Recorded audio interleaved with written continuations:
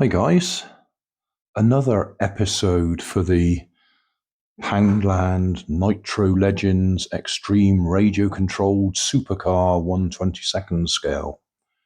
I thought I'd better do this one because I'm bound to get a question on it. Okay, it's running down the AA batteries that I put in there. It's still running, probably fine, but it's noticeable it's slower than it was. So the next question will be, what about LiPo batteries or lithium-ion batteries? Well, I still happen to have some of these lithium-ion batteries, Ultrafire 14500. The 14 is the diameter, which happens to be the same diameter as a AA battery, and the 50 is the length in millimeters, which happens to be the same as a AA battery. And then the 0 at the very end indicates that it's a cylindrical battery rather than a flat one. If it's a flat one, the 0 at the end would be replaced with 2 more digits indicating the thickness of the flat battery, or square or rectangular or whatever. Anyway, so on the face of it, they are a direct replacement, but these are 1.5 volts. These says 3.7. When they're freshly charged, they're 4.2 volts. So one of them is roughly equivalent to 3 of them. 3 times 1.5, 4.5 volts. That one freshly charged, 4.2 volts. And probably higher milliamp hour rate as well. So whatever you do, don't be tempted to put 3 of them where there should be 3 of them. Because instead of giving it 4.5 volts, you'll be giving it over 12 volts. So you will instantly kill the receiver in there. But what you do is you have one of them, and then you have 2 of these, which are dummy batteries. All they've got is a link from one end to the other. There's no battery in there, it's just a straight link. So if you put that in there, and that in there, then that is a full electrical circuit. So if we turn that on, we have power.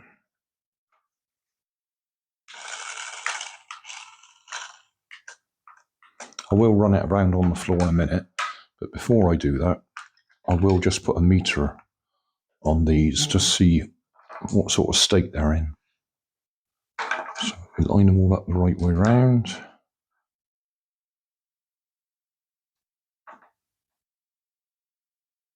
.06, 4.01, 3.77, that one's definitely need a recharge. Hold it still. 4.01. So the one that had the most in it was the first one I picked up, wasn't it? 4.06. So they're not absolutely freshly charged. So say they go up to 4.2 volts when you freshly charge them. But we'll give it a run round with that one. So that's got 4.06 in it.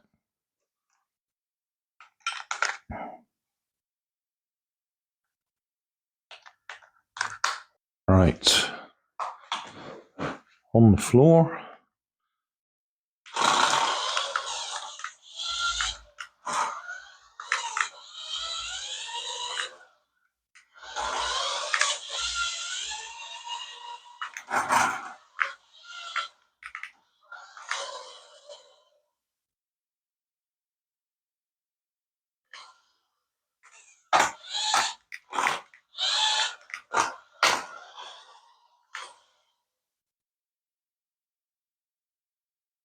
So yeah, it's running on a single lithium-ion 14500 battery.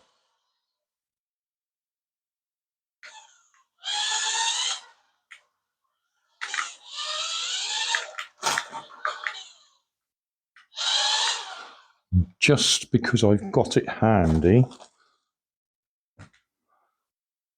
I found another random 27 MHz controller, 27 MHz, that I'd picked up in a charity shop for 50p.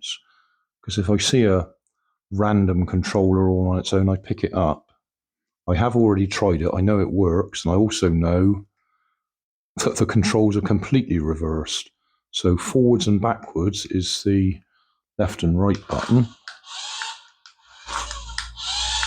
which does make it rather difficult to work out how to steer it and drive it. That's the left and right, so